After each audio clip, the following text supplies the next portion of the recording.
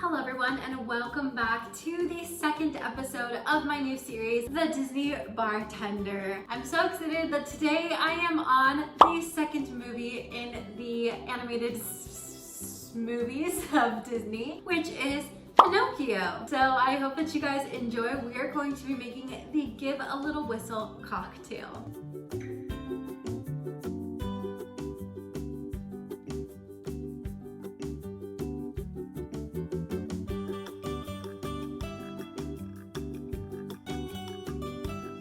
Before we get into the cocktail, I do want to share some fun facts about the movie as well as the alcohol that we will be using. Now when I knew I was about to do Pinocchio, I was a little nervous, not gonna lie, because like a lot of movies during this era of Disney filmmaking, the movie is just chaos. We're going to school, then we're going to Stromboli's, then we are going to Pleasure Island, then we're stuck in a whale. Kind of reminds me of like Alice in Wonderland, where it's like so much is happening in such a small amount of time, and there are so many colors, it's beautifully animated, and so I knew I did not want to disappoint. And knowing that the story takes place in Italy and is written by an Italian, I knew I wanted to pay tribute to Italian alcohol. So I knew I was either going to go with Campari Campari Aperol, or of course wine, which is in a lot of different places in Italy. And ultimately I did decide that we're going to be focusing on Prosecco. So first off, let's talk about the movie. So Pinocchio was released on February 23rd, 1940 in the United States. It is 88 minutes long, originally had a budget of $2.6 million, and eventually brought in a box office of $164 million. Not the year it was released, which we'll get into in just a minute. It's based on the adventures of Pinocchio by Carlo Collodi, which is written in Tuscany, Italy. It is directed by Ben Shapstein, Hamilton Luss, Bill Roberts, Norman Ferguson, Jack Kinney, Wilfred Jackson, and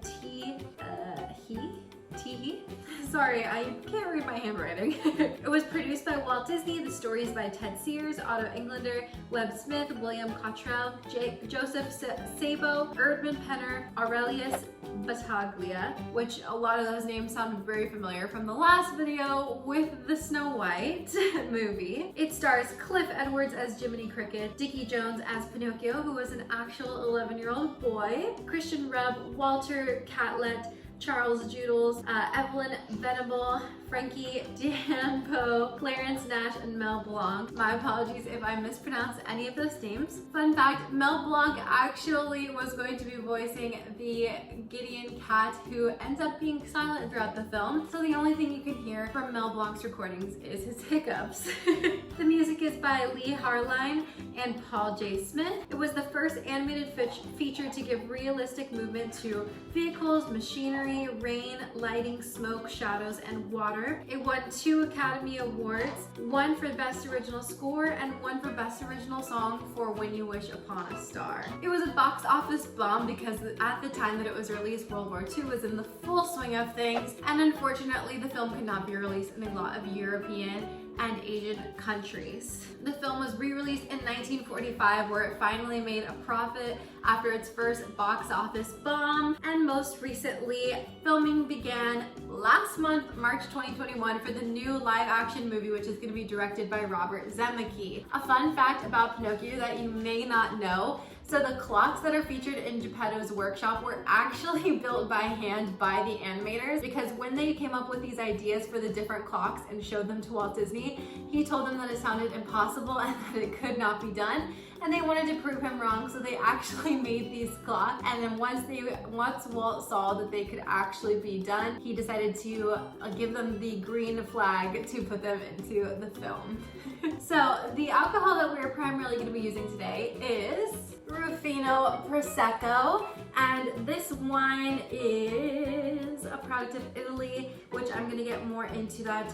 It has bright and crisp hints of peach and golden apple, and I picked this one specifically because there are so many different kinds of Prosecco, but I chose this one specifically because the winemakers were originally from Tuscany and do have winemaking regions in Tuscany now. So a little bit from the winemaker of Rufino. Prosecco is made from the Prosecco grape, which was renamed Glera grape in 2009. This particular bottle has clean aromas of crisp apples, pears, and citrus with hints of wisteria. There's 2 stages to make this Prosecco. The first one is a traditional winemaking stage, and the second one is an extra fermentation before the wine is bottled under pressure to become the Prosecco which we know today. Cousins Ilario and Leopoldo Rufino were from Tuscany, and they started a small winery in Florence. And after World War II, Rufino bought its first Tuscan estate in the Chianti Classico region, which they are also known for the Chianti wine. Here's what you need to make today's cocktail. So first off, we are going to be presenting this cocktail in a champagne flute. If you don't have one, that is totally fine, but I do recommend this is probably the best glass to serve it in. If you don't have this, any glass will do, but you know, sparkling wine, you usually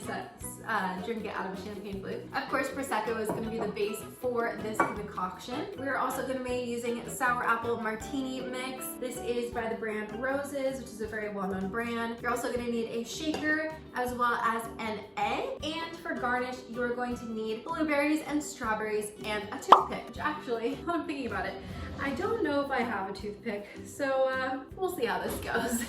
So a lot of people don't know how to actually open sparkling wine. It's very simple. So you take off the seal on top, the little, oh my gosh, why can't I think of the cage? That's the word for it. You unscrew that. Do be careful, don't put your face directly in it, even after you get the cage off, because sometimes bottles aren't packaged correctly and it could spray up in your face. So be very, very careful, and this will really hurt if it gets in your face. And then you're just going to grab it and twist while holding this. Make sure you have a lot of pressure on this hand or else it's gonna fly up. A twist, and there you go. You're traditionally supposed to pour it, or sorry, twist it a little bit slower, so it's not supposed to make that big pop. But first I want to try the Prosecco and see how it tastes. So again, we said pear, apple, citrus, and hints of wisteria, so let's give it a taste. I love sparkling wine. This recipe is a little hard to give exact measurements for just because it is sparkling wine. So I'm going to give estimations, and you can always change this depending on your taste if you want more apple mixture or less. It is totally up to you. You're going to pour to about, I would say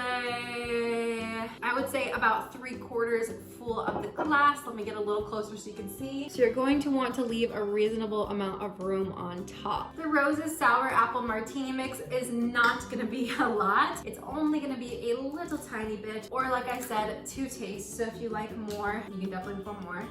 I love this stuff. It smells like candy. And be very, very careful, because if you pour too fast, you're gonna have a serious reaction with the bubbles. And I am going to pour, I'm guessing probably about a tablespoon. Like I said, you can do more or less depending on the taste. I'm actually gonna pour a little bit more just so we can get more green for the picture. It doesn't look so cool. Here, let me get closer. Ooh, so green. And let's take a sip just to try it out. So good. I really like this sour apple mix because not only does it pair well with the apple flavors in the Prosecco, but it also reminds me of when Pinocchio was going to school for the first time and he's carrying his apple, and then he meets Goodfellow and Gideon the cat, and Goodfellow eats his apple and hands it back to them as the core, which I think is so funny. Okay, the next part of this cocktail that we're going to do is we are going to foam an egg white. So if you are vegan, you obviously do not have to do this step. You could just drink the cocktail as it is. What my goal was here was to do all the colors of Jiminy Cricket. So we have the green base. This is going to be our yellow. Did I mention we need yellow food coloring earlier? I think I might have forgotten. This is going to be the yellow foam on top, and then our strawberries and blueberries are going to be our red and blue. Jiminy Cricket is primarily made up of primary colors, green, yellow, red, and blue. And then he has his black coat, which I'm not representing here because that was a little too hard to get all into one cocktail, but you get the picture. I'm actually just going to grab the yolk. Have you guys tried that trick where you grab the yolk with like a bottle of water? Like you use the top of the bottle of water to like suck the yolk out? I've never tried that, but I'm very curious. All right, so all egg whites are in the shaker. I'm gonna toss the yolk. Actually, I'll give it to Nala for a snack. And this stage is going to take some vigorous shaking. So first, before we start shaking, I'm gonna put a little bit of yellow food coloring. Again, if you don't want to do this, you don't have to do this. If you don't like dyes or anything like that in your food, but there are dyes in the green apple martini, it's just up to you. I'm gonna shake this super, super hard for 30 seconds and check in and see how frothy it is, and I'll check in with you. It looks amazing! Okay, so you're going to want to strain it just in case any egg yolks are left behind. And let's pour it very, very gently so it rises to the top. Oh, it looks so cool! Oh, I love it! Oh my gosh, let me show you real quick. Look how cool! We got the green bottom. The green's not really coming up on the camera, but then we have the yellow top. And last but not least, our garnish. So I recommend doing this with a toothpick. I actually just realized I don't have a toothpick. So I'm just going to rest them on top of my foam and hope that it looks okay. It doesn't sink. Oh, shoot. Okay.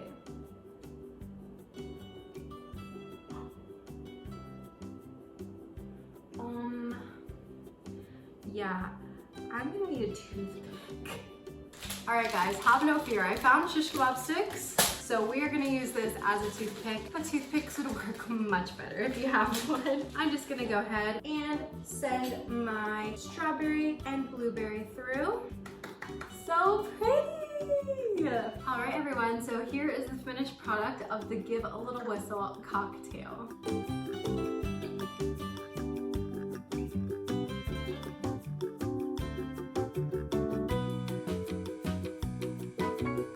Thank you everyone so much for joining me for today's episode of The Disney Bartender. If you enjoyed, please be sure to hit the subscribe button down below to see me finish out this series and probably do more in the future. I'm thinking Marvel, Star Wars, villains, princesses. We've got so much to do, guys. So thank you so much for following along. Let me know your favorite character from Pinocchio in the comments down below, and I'll see you guys very soon with a new video. Cheers!